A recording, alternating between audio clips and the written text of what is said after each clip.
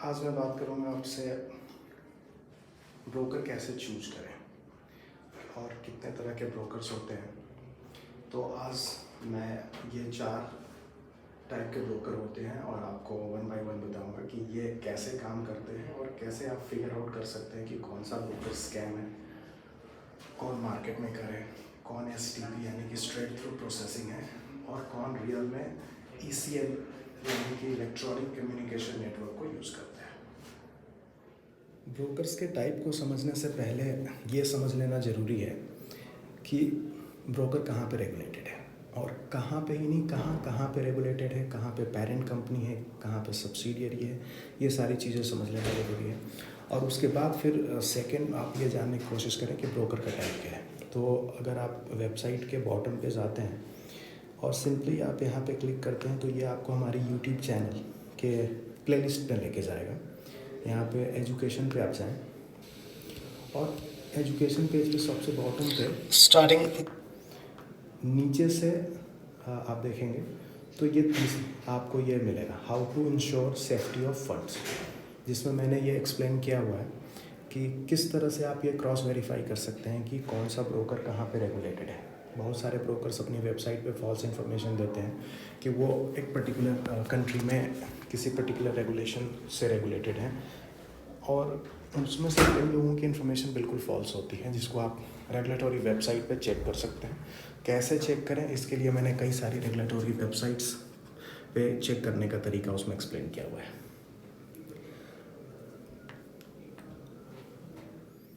Regulatory body को check करने का तरीका अगर आप सीख गए होंगे तो अब आपके लिए ये इम्पोर्टेंट है कि आप ये जानें कि मल्टीनेशनल ब्रोकर्स कैसे ऑपरेट करते हैं। इसमें 2 तरह की कंपनीज होती हैं। कुछ कंपनी सिर्फ शो करने के लिए एक अच्छे कंट्री में एक कंपनी बना लेती हैं और सेम ब्रांड के अंदर किसी दूसरे आइलैंड में कंपनी बनाती है। जैसे कि अगर आप बात करेंगे इसकी FBS की या फिर IC मार्केट्स की। अब FBS एक साइप्रस यूरोप में भी है, वो अलग इंडिपेंडेंट कंपनी है उसका। अगर आप fbs.eu पे जाएं और बॉटम पे आप जाके देखेंगे तो आपको कंपनी का नाम दिखेगा, ट्रेडस्टोन समथिंग समथिंग लिमिटेड, ऐसा कुछ नाम है। दूसरी इसकी कंपनी है जो बेलीज में है, जो बेलीज के IFSC से रेगुलेटेड है। अब ये दोनों कंपनी का आपस में कोई कनेक्शन नहीं है। अगर कल को ये बेलीज में फ्रॉड कर भी देती है तो ये कंपनी इंडिपेंडेंट है, साइप्रस की कंपनी को कोई फ़र्क नहीं पड़ेगा। तो ऐसे सिचुएशन में बेलीज वाला क्लाइंट रिस्क में है, उसको यूरोप में कंप्लेन करने से कोई फ़ायदा नहीं होगा। वो ये नहीं आके कह सकता है कि ये आपके यहाँ यूरोप की कंपनी FBS ने हमारे यहाँ बेलीज में फ्रॉड किया, बिकॉज दोनों इंडिपेंडेंट कंपनी है। तो सेम वेबसाइट या सेम ब्रांड नेम होने से रेगुलेशन उसकी रिस्पॉन्सिबिलिटी नहीं लेती है। और इस चीज़ के बारे में रेगुलेशन ने पहले ही क्लैरिफाई किया है। ऐसा ही एक केस आया था ASIC में, जो ऑस्ट्रेलिया की रेगुलेटरी बॉडी है, ऑस्ट्रेलियन सिक्योरिटीज़ इन्वेस्टमेंट कमीशन। अब इसमें जो IC मार्केट्स है, IC markets Australia PTY limited, जो कि ऑस्ट्रेलिया में रेगुलेटेड है, लेकिन इन्होंने एक आइलैंड में भी कंपनी बनाई हुई है। आई फॉरगॉट आइलैंड का नाम क्या है, बट जनरली अगर आप icmarkets.com खोलेंगे तो वो आइलैंड वाली वेबसाइट ही खुलेगी। .com.au पे इनकी वेबसाइट खुलती है ऑस्ट्रेलिया वाली। तो अगर आप सिर्फ .com पे जाएंगे तो इनकी आइलैंड वाली वेबसाइट खुलेगी, जिस पे अगर आप देखेंगे डेमो अकाउंट बना के और स्टेटमेंट जनरेट करेंगे तो आपके सामने नाम आएगा रॉ ट्रेडिंग लिमिटेड। और रॉ ट्रेडिंग लिमिटेड का कोई कनेक्शन नहीं है ऑस्ट्रेलिया की IC मार्केट्स PTY LTD से। तो कल को अगर यहाँ पे फ्रॉड हो जाता है तो ASIC उसकी रिस्पॉन्सिबिलिटी नहीं लेगी। Similarly ASIC, FCA, European union की जो रेगुलेटरी बॉडी है, ESM है, इन सब चीज़ों को बहुत पहले से क्लैरिफाई कर चुकी है। तो इस तरह से आपको मल्टीनेशनल कंपनी देखना है तो आपको ये भी सुनिश्चित कर लेना चाहिए कि उनकी जो बाकी सिस्टर कंपनी है वो वाकई में सिस्टर कंपनी है, वाकई में उस ग्रुप की कंपनीज हैं और वाकई में सब्सिडियरीज़ हैं। और अगर ऐसा है तो फिर कोई प्रॉब्लम नहीं है, क्योंकि सारी ग्रुप कंपनी, सारी सिस्टर कंपनी अपनी पेरेंट कंपनी को रिपोर्ट करती है। जैसे हमारा एक पार्टनर ब्रोकर है टिकमिल। अब टिकमिल UK से स्टार्ट हुई है, 5-6 और भी कंट्रीज़ में वो एक्सपैंड कर चुकी है, लेकिन उसकी जितनी भी कंपनी हैं, ग्रुप ऑफ कंपनीज हैं, वो सारी की सारी सब्सिडियरीज़ हैं। तो वो रिपोर्ट करती हैं बैक टू UK। तो ऐसा वो नहीं कर सकती है कि सिर्फ और सिर्फ दूसरी कंपनी को ऑपरेट करती रहे और उसमें से पहली कंपनी है किसी सीचल्स वाली या मलेशिया वाली में फ्रॉड हो जाए और यूके वाली चलती रहेगी, ऐसा नहीं है, क्योंकि वो सारी सब्सिडियरीज हैं, तो the UK will have to take the responsibility. तो इस तरह से आप अगर एक मल्टीनेशनल ब्रोकर चूज करते हैं तो ये सब्सिडियरीज फिगर आउट करने की कोशिश करें। तो ये बात होगी। अब हम लोग बात करेंगे कि ऑपरेट कैसे करते हैं मार्केट मेकर। सो सबसे पहला जो मेरा सब्जेक्ट था कि स्कैम ब्रोकर्स क्या है। सो आइए देखते हैं।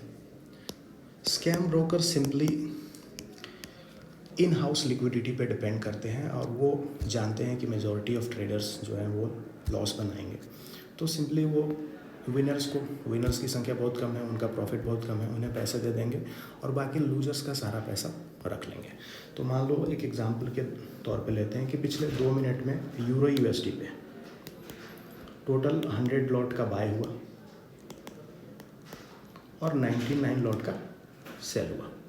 ये 2 मिनट की बात है। अब जो स्कैम ब्रोकर है वो देखेगा कि इसका डिफरेंस कितना आ रहा है। बेसिकली उसको 1 लॉट का बाय बैंक को करना चाहिए था, बैंक में भेज देना चाहिए था अगर वो मार्केट मेकर की तरह काम करेगा तो। लेकिन वो क्या करता है, ये 1 लॉट जो डिफरेंस है वो भी किसी बैंक या किसी लिक्विडिटी प्रोवाइडर को नहीं भेजता है। बड़े जो इंस्टीट्यूशनल ब्रोकर्स होते हैं या बड़ी बैंक जो होती है जो डायरेक्टली रिटेल क्लाइंट्स एक्सेप्ट नहीं करती है, उन्हें हम लिक्विडिटी प्रोवाइडर कहते हैं, जहाँ पे ये ब्रोकर्स अपने ऑर्डर्स को भेजते हैं। तो मार्केट मेकर्स का एक ये 2 मिनट या 1 मिनट का सेटलमेंट साइकिल होता है। उसमें ये जो जितना बाय और सेल हुआ उसके बीच का जो डिफरेंस है उसको बाय और सेल एक दूसरे के अगेंस्ट में ऑफसेट हो जाता है और डिफरेंस को कहाँ भेजते हैं, लिक्विडिटी प्रोवाइडर को। स्कैम ब्रोकर्स बिल्कुल नहीं भेजते हैं, कोई ट्रेडिंग होती ही नहीं है। वो सिर्फ इस फैक्ट पे रिलाई करते हैं कि विनर्स को पैसा दो और बाकी सारा लूजर्स का पैसा उनकी जेब में। तो ये हो गया स्कैम और ये हो गया मार्केट मेकर। अब मार्केट मेकर में प्रॉब्लम क्या है, आप फिगर आउट कैसे करोगे, देखोगे तो वो न्यूज़ ट्रेडिंग अलाउ नहीं करते हैं। अब मान लो न्यूज़ आई, 2 मिनट के अंदर ही आपने ट्रेड किया, प्रॉफिट बना के क्लोज कर लिया, तो वो 2 मिनट के अंदर जो आपने अगर प्रॉफिट बनाया वो तो उन्होंने लिक्विडिटी प्रोवाइडर को भेजा ही नहीं, तो एक्चुअल में कोई ट्रेडिंग हुई नहीं, तो वो प्रॉफिट कैसे दे पाएंगे। इसलिए वो प्रॉफिट डिनाई कर देते हैं। फिर वो दुनिया भर के फालतू रीजंस आपको देंगे कि आपने आर्बिट्रेज किया है, रॉन्ग प्राइसेस पे ट्रेड किया है या टेक्निकल प्रॉब्लम के कारण रॉन्ग प्राइस आ गई थी, क्योंकि उन्होंने वो 2 मिनट के अंदर के ट्रेड को भेजा ही नहीं। तो कुछ लोग इस तरह के रीजंस देंगे और कुछ लोग सीधी बात कह देंगे कि न्यूज़ ट्रेडिंग अलाउ नहीं है। फॉर एग्जांपल, आप इस ब्रोकर का नाम अगर सुने होंगे, हॉट फॉरेक्स, ये इसका ब्रांड नेम था। अब इन्होंने उसको HF मार्केट्स कर लिया है। इसकी क्लाइंट एग्रीमेंट पढ़ेंगे या कस्टमर केयर में बात करेंगे, आपको पता चलेगा ये 2 मिनट नहीं, मतलब ये न्यूज़ ट्रेडिंग अलाउ नहीं करते हैं। और ये आपको ये ज्ञान देंगे कि ये क्लाइंट की प्रोटेक्शन के लिए, बट सच्चाई है उनकी खुद की प्रोटेक्शन के लिए, क्योंकि वो उस 2 मिनट में ट्रेड नहीं भेजते। तो अब आइए बात कर लेते हैं लास्ट के 2 चीज़ों के बारे में, ECN और STP क्या है।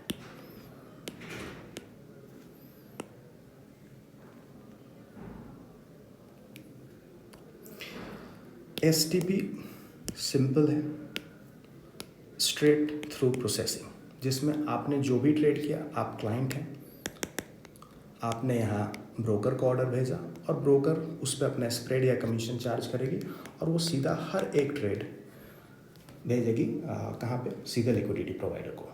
इसीलिए जो जेन्युइन STP ब्रोकर होते हैं उनमें आप देखोगे कि अगर आपका अकाउंट स्प्रेड बेस्ड है तो जनरली 2.0 से 3.0 के बीच में स्प्रेड होता है, क्योंकि वो स्प्रेड पे ही रिलाई करते हैं, कमीशन पे ही रिलाई करते हैं। बाकी अगर रॉ अकाउंट या प्रो अकाउंट या एलीट अकाउंट या ऐसा कोई भी अकाउंट होगा जिसमें स्प्रेड स्मॉल होगा लेकिन वो कमीशन चार्ज करेंगे, तो उस पर ही रिलाई करते हैं, क्योंकि वो आपके लॉस से पैसा नहीं बनाते हैं मार्केट मेकर्स की तरह। उनका कोई सेटलमेंट साइकिल नहीं होता है कि वो डिफरेंस सिर्फ भेजेंगे लिक्विडिटी प्रोवाइडर को। तो इसीलिए उनको इनकम ही मिलती है सिर्फ और सिर्फ स्प्रेड से, क्योंकि वो हर ट्रेड भेज रहे हैं वहाँ पे।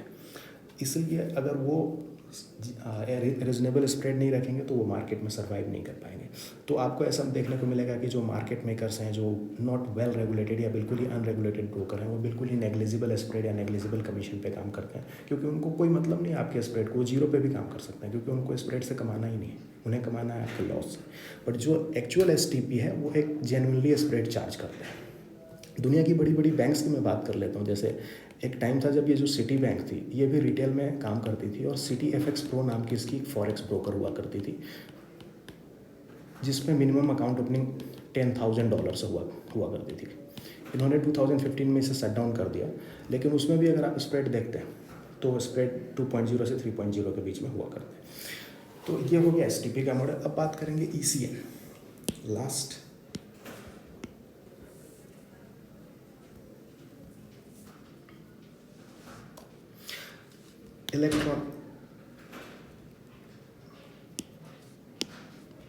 Electronic communication network. इसमें क्या होता है, दुनिया भर में जितने भी फॉरेक्स ट्रांजेक्शन हो रहे हैं, अब वो फॉरेक्स ट्रांजेक्शन मेटाट्रेडर 4 पे ही सिर्फ नहीं होते हैं या ब्रोकर्स में ही नहीं होते हैं। बड़े ट्रांजेक्शन्स बैंक्स में होते हैं जहाँ एक्सपोर्टर्स एंड इम्पोर्टर्स अपनी बिजनेस नीड्स के लिए फॉरेन एक्सचेंज में ट्रेड करते हैं, बेसिकली करेंसी को कन्वर्ट करते हैं। स्पेकुलेटर्स यानी कि जो ट्रेडर प्रॉफिट बनाने के लिए ट्रेड करते हैं, उनका पूरी दुनिया में बहुत बड़ा वॉल्यूम नहीं है। फॉरेक्स मार्केट में जो $6 ट्रिलियन पर डे वॉल्यूम की बात की जाती है, उसका एक बहुत बड़ा हिस्सा ये मेटा ट्रेडर या ट्रेडिंग प्लेटफॉर्म या ब्रोकर या ट्रेडर से नहीं आता है, वो आता है बैंकों से, जहाँ पे एक्सपोर्टर इम्पोर्टर काम करते हैं। तो उसमें क्या होता है कि नेगोशिएशन होती है, डील्स होती है, रेट दिए जाते हैं। जब बड़े ट्रांजेक्शन्स होते हैं $1 मिलियन के, तो हर एक पार्टिसिपेंट, चाहे वो एक एक्सपोर्टर हो, इम्पोर्टर हो, उसको सर्व करने वाली बैंक हो, दूसरे देश की बैंक हो, तीसरे देश की बैंक हो, वो सब लोग अपना बिड एंड आस्क यानी सेल एंड बाय का प्राइस करते रहते हैं, और वो सारे उस नेटवर्क के पार्टिसिपेंट होते हैं। तो मान लो यहाँ पे एक ब्रोकर है, ब्रोकर ने अपना बहुत सारे बैंक्स को लिक्विडिटी प्रोवाइडर रखा हुआ है। अब मान लो ये एक सिटी बैंक हो गई, दूसरा JP मॉर्गन हो गया, तीसरा कोई भी ABC बैंक मान लेते हैं। अब सभी बैंक्स में ये चीज़ें चल रही है, सारे पार्टिसिपेंट को बिड एंड आस्क की प्राइसेस डाल रहे हैं, बाइंग सेलिंग के। तो सारे प्राइसेस यहाँ पे ब्रोकर के पास आ रहे हैं। अब ब्रोकर आपको क्या ऑफर करेगा? The best bid and best ask. और हो सकता है कि सेलिंग का प्राइस उसको बेस्ट प्राइस JP मॉर्गन से मिल जाए और बाई का आपको प्राइस वो ABC बैंक से दे दें। वो दोनों के बीच में डिफरेंस कम होना चाहिए, आपका स्प्रेड कम होना चाहिए, वो बेस्ट प्राइस आपको देगा, ताकि इन दोनों के बीच का जो डिफरेंस है कम हो, तो लोएस्ट स्प्रेड पे आप काम कर सके। तो best bid and best ask को यहाँ से आपको पिक करके देगा। इसको कहते हैं ECN। बट ये एक सिर्फ कॉन्सेप्ट है। ECN काफ़ी एक्सपेंसिव होता है, इसकी फ़ीस काफ़ी एक्सपेंसिव होती है, और $10,000 $5,000 पे तो भूल जाओ, $150 पे तो भूल जाओ। इसके पार्टिसिपेंट्स के लिए एटलीस्ट $100,000 $200,000 टाइप का अकाउंट होता है, तब जा कर के इसके जो एक्सपेंसेस होंगे वो कवर होंगे, और ब्रोकरेज बना के ब्रोकर सच में रेवेन्यू बना पाएगी, सच में इनकम बना पाएगी, अदरवाइज नहीं हो पाएगा। इसीलिए बहुत सारे ब्रोकर जो कि ECN नहीं थे और इस टर्म को यूज़ करते थे, रेगुलेटर्स ने उन्हें मना कर दिया। इसलिए अभी वो क्या टर्म यूज़ करते हैं? रॉ स्प्रेड अकाउंट, रो अकाउंट। सो रेगुलेटेड ब्रोकर्स को ये अब अलाउ टर्म यूज़ करना ही अलाउ नहीं है, क्योंकि रियलिटी में वो रिटेल क्लाइंट्स को ये ECN दे ही नहीं पाते हैं, और ये फीजिबल नहीं है, जैसा कि मैंने बताया। तो इस तरह से ये ब्रोकर्स काम करते हैं। That's all, thank you for watching.